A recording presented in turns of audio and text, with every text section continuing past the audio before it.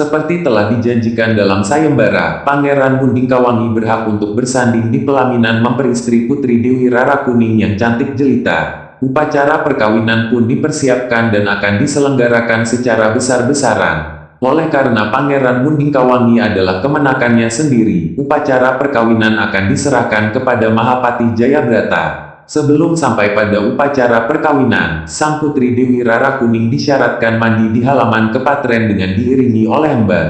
Ketika Dewi Rara Kuning tengah enak-enaknya mandi, ular Anggana telah siap menyambarnya. Ketika sang putri akan naik ke darat, disambarlah kakinya dan terus dipagutnya. Dengan kejadian ini gegerlah masyarakat Gajapura Medang Kamulyan. Dicarilah ahli pengobatan ke berbagai pelosok untuk mengobati sang putri, namun tak seorang pun yang mampu mengobati. Patih Jayabrata yang sibuk melaksanakan perintah Raja Prabu Andahyang untuk mencari orang yang mampu menyembuhkan sang putri, secara kebetulan melihat seorang jejaka sedang menyendiri di bawah pohon beringin di tengah alun-alun. Setelah didekati bertanyalah ia pada sang jejaka, "Siapakah engkau dan dari mana asalnya? Mengapa menyendiri di sini?"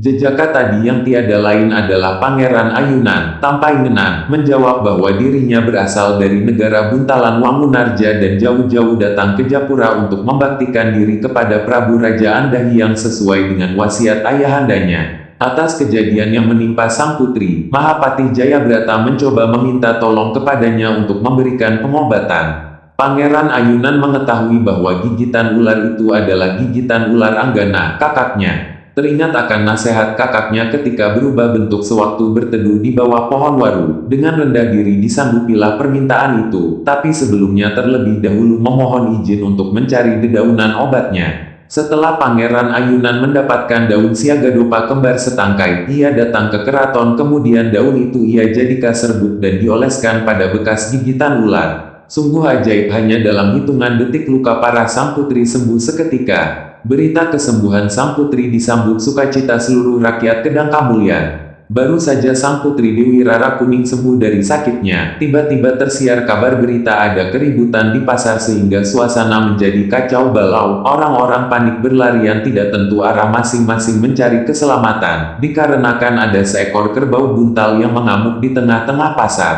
Korban pun berjatuhan, ada yang luka parah, banyak pula yang pingsan. Segera Prabu Andahyang memerintahkan Mahapati Jayabrata untuk mengambil tindakan pengamanan melumpuhkan atau menangkap kerbau buntal. Meskipun prajurit dikerahkan sekuat tenaga, akan tapi mereka tidak sanggup melumpuhkannya.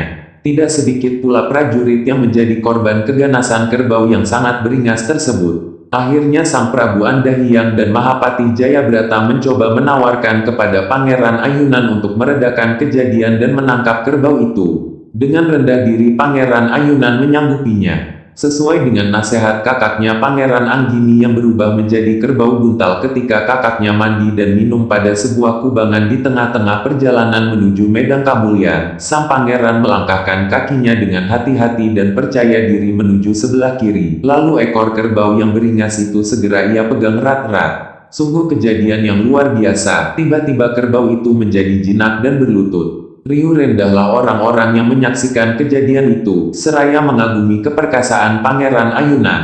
Suasana pun menjadi aman tentram.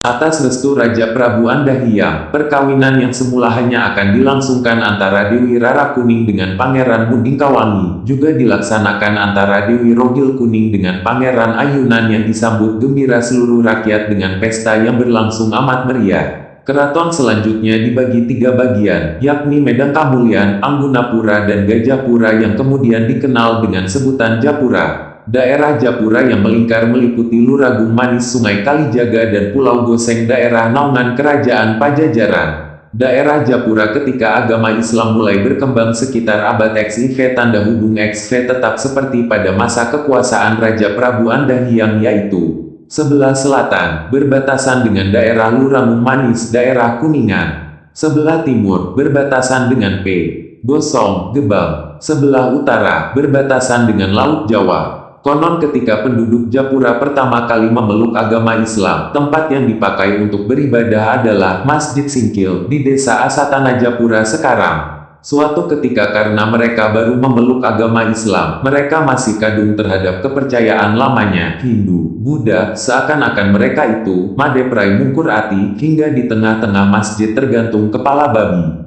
Setelah hal ini diketahui Sinuhun Purba, Sinuhun Gunung Jati, beliau merasa malu akan perbuatan pura-pura penduduk Japura. Oleh karena itu beliau mengatakan apa aja sok pura-pura, itulah sebabnya daerah ini disebut Japura. Beliau bermusyawarah dengan Ramawa Pangeran Cakrabuana, Bakuwu Cirebon, untuk mengenyahkan masjid tersebut dan diganti dengan yang baru serta tempatnya pun harus berpindah. Seketika itu masjid Singkil ditendangnya, dan konon masjid ini jatuh di Pulau Nusa Kambangan, di mana jenis dan bentuknya diyakini masih ada samapi sekarang berupa batu, membatu, demikian pula tiang-tiang dan atapnya belum berubah seperti bentuk lama. Hal ini telah dibuktikan oleh salah seorang pahlawan pejuang kemerdekaan RI Putra Japura Kidul yakni Kiai Mursid yang ditawan oleh militer Belanda semasa aksi militer tahun 1947 yang ditawan di pesantren Kluwut Kabupaten Tegal dan diasingkan ke Pulau Nusa Kambangan.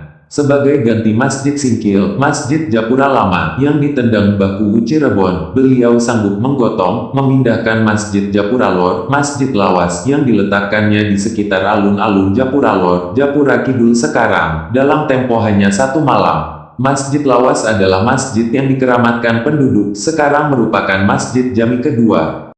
Mohon maaf apabila ada kesalahan atau keliruan di cerita ini. Terima kasih yang sudah menonton video ini sampai selesai. Salam Wong Japura.